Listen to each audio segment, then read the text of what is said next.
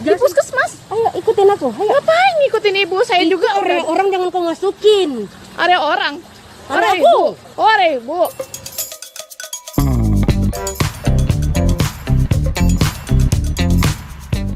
Hai, selamat datang di video gua kali ini. Dan di video gua kali ini seperti biasa akan ada cerita lainnya yang datang dari negeri kita tersayang, yang bakal kita obrolin bareng-bareng selama beberapa menit ke depan. Karena seperti biasa, orang-orang di negeri kita ini kelakuannya selalu menarik buat dilihat. Entah menarik karena seru atau justru ngeselin kayak orang-orang ini.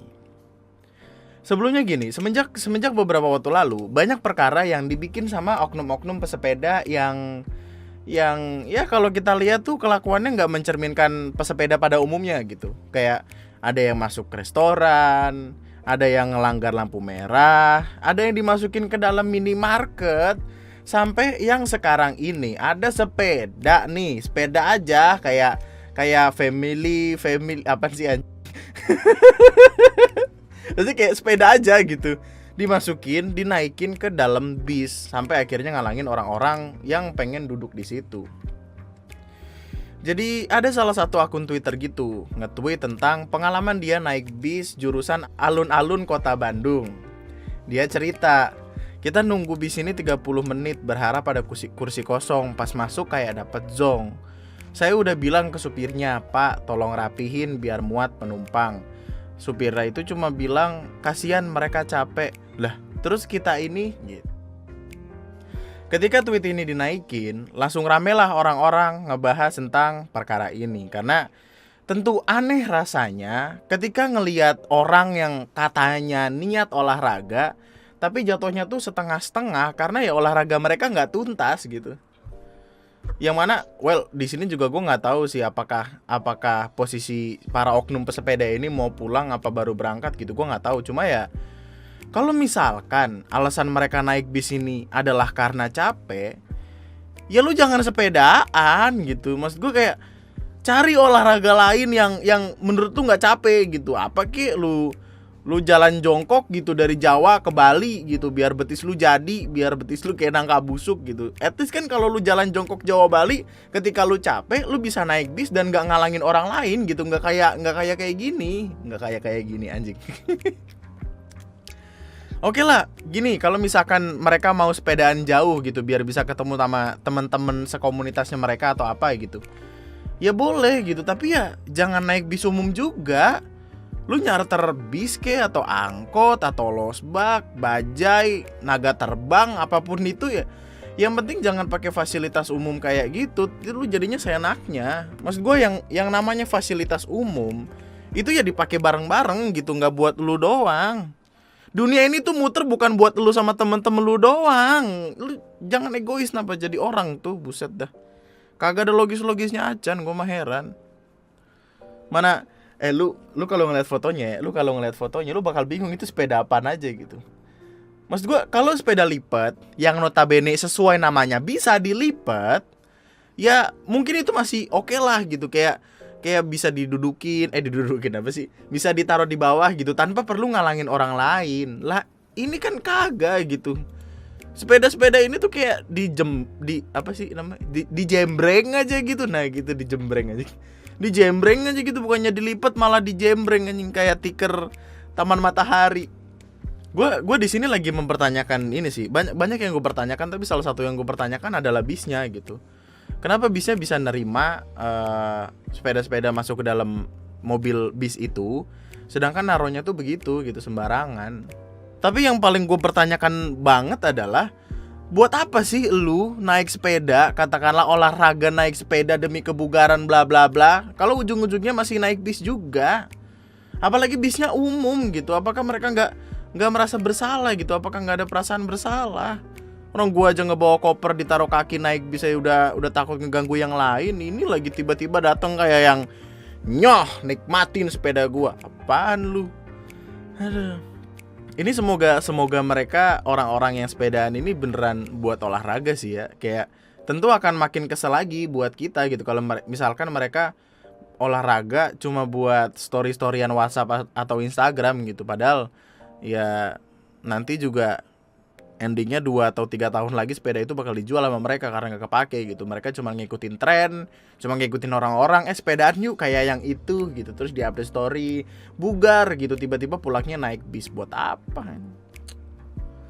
Kabar terakhirnya sih dari pihak bisnya itu sendiri, pihak bisnya tuh kayak bakal ngecek dan mastiin kalau yang begituan nggak bakal kejadian lagi. Mungkin nantinya bisnya bisa dipasangin tempat naruh sepeda yang di depan atau belakang gitu, kayak di luar negeri gitu. Atau ya I don't know man, I don't know. Masih kesel gue ngeliatnya kayak olahraga bukan nyehatin badan malah bikin orang emosi. Badan sehat nalarnya kagak anjing, rusak gitu. Daripada lu naikin bis ya tuh sepeda, mending sebelum naik tuh sepeda lu lempar keluar, atau sebelum naik bis lu jual gitu. Buat beli otak di Shopee ada yang jual, nunggu kasih tahu 1.000 harganya. Murah. Lalu yang selanjutnya adalah ini. Konten keributan yang selalu disukai oleh netizen kita tersayang. Zaman dulu banget gue sempat bikin video tentang ini. Ada sebuah perkelahian antara ibu-ibu dan ya salah satu mbak-mbak gitu ketika nonton konsernya Tompi sama Glenn Fredly. Jadi kayak mereka senggol-senggolan gitu. Dan itu masihlah paling epic, tapi ternyata ada yang lebih epic lagi. Ada ibu-ibu yang cekcok di jalanan, dimana itu kayak kalau lu lihat persis banget kayak sinetron-sinetron di TV gitu loh, kayak antagonis banget gitu. Jadi video ini rame gara-gara ibu ini merasa kalau wilayah jualan beliau diambil sama orang lain. Nih, aku foto kan. Iya foto aja Bu, nggak apa-apa. Saya kesini cuma nganter pesanan Bu. Di mana? Coba, di mana? Jelasin. Di situ Dimana? Ayo di jelasin. puskesmas. Ayo ikutin aku. Ayo. Ngapain ngikutin ibu? Saya juga area udah orang jangan kau masukin. area orang. Area Area aku. ibu. Oh area ibu. Kalau saya nganter pesanan emang salah Bu? Cara kau tuh menawarkan ke area orang. Kenapa harus kau masukin area orang? Sekarang Kalau- aku masukin areamu ya. Iya silakan Bu. Masukin ya. Saya nggak takut Bu. Saya Orang semua toko-toko. Iya silakan. Iya nggak apa-apa. Nih simpan ku foto kau udah ku simpan. Iya. Kau udah ku simpan. Iya ku silakan. laporkan. Silakan Bu. Oh. Saya nggak takut Bu. Nggak berkah tahu merebut rezeki orang. Saya nggak merebut. Orang saya nggak tahu area ibu di mana. Saya nggak tahu toko ibu Sekarang di mana. aku kasih tahu. Oh ini iya area udah. aku. Oh ya udah iya. Ya? Nanti ku laporkan. Oh iya sama silakan. Ilham Nggak sama apa-apa. mbaknya. Nggak apa-apa. Bukan Udah, musuh Bu. sekarang gini. Apa? Ini area aku. Oh, iya, BBM Tapos Mandala Jalan Raya Jakarta Bogor kau isi nggak? Enggak. Demi Allah. Ketemu sekali. Iya. Habis tuh. Oh nggak apa-apa Bu. Saya nggak takut Bu sama manusia. Jangan Saya pernah takutnya kau sama masukin Allah Bu. areaku lagi. Tapi saya nggak pernah ngerebut area orang. Jangan Saya cuma merebut lagi area aku udah. Astagfirullahalazim Bu. Aku nggak senang ya. Bu, rezeki itu udah diatur Bu. Jangan kau enak ngomong kalau kerebut. Iya nggak apa-apa. Nggak apa-apa Ibu rebut area saya nggak apa-apa Bu namanya. Bu.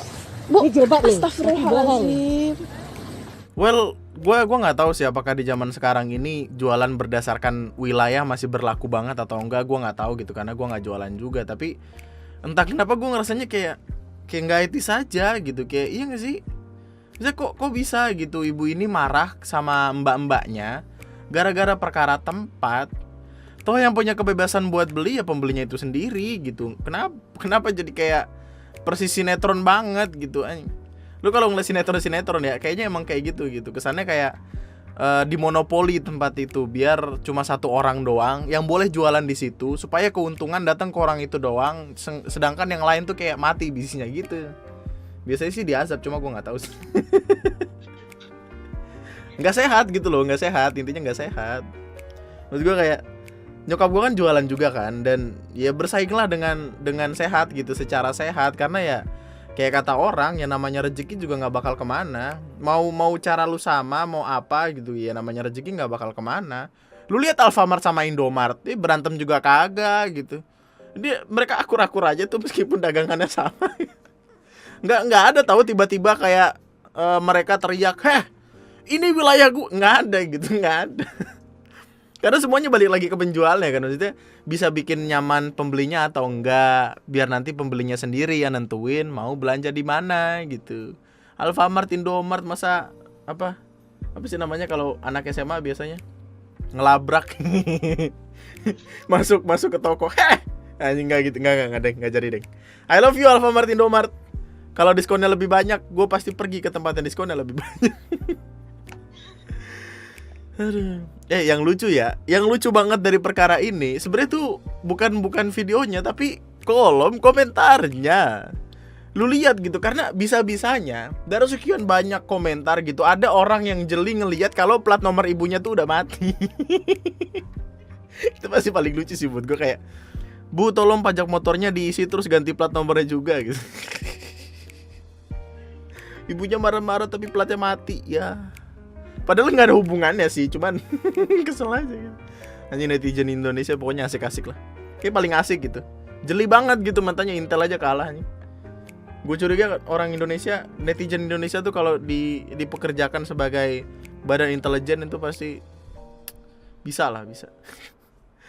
Oleh karena itu, tolonglah pemirsa, menonton sinetron boleh, kalau ingin cari hiburan tuh boleh. Kalau lagi bosan boleh, tapi ya nggak harus lu peragain di kehidupan nyata juga gitu, karena ya segimanapun ibunya ya, gue tetap masih berusaha buat nyari nyari sisi lainnya gitu.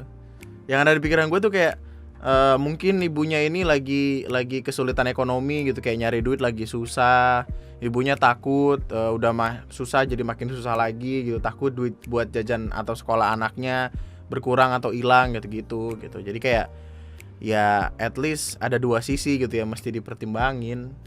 Ya udah gitu, mungkin gue masih bisa ngambil sisi lainnya juga, tapi nggak kayak sepeda naik bis tadi, apa-apaan anjing sepeda dimasukin bis, masukin ke online shop, no, mending lu jual terus duitnya lu pakai buat ternak cupang.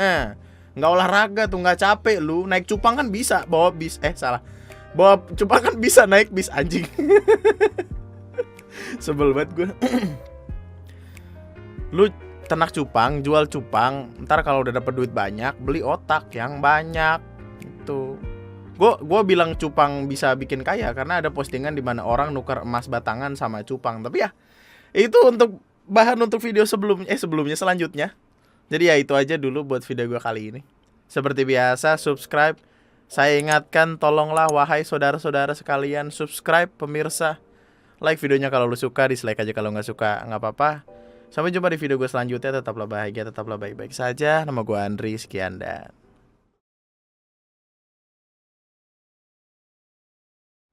cok, otaknya wong kuwi lo, marai emosi.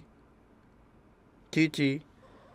Sepeda dilebokne neng bis anjene iki piye ngono lho. Sembarangan ae wong urip kuwi. Aku ngedumel sambil megangi kucing iki lho. Nang ning nang dung, nang ning nang dung. Ora ketok ya, nggak kelihatan ya kalau gue lagi nimang kucing ya. Membership dong. Ada podcast, ntar ada kucingnya, Cici. Naik sepeda, jangan mahal sepedanya doang, otak lu mahalin. Gila.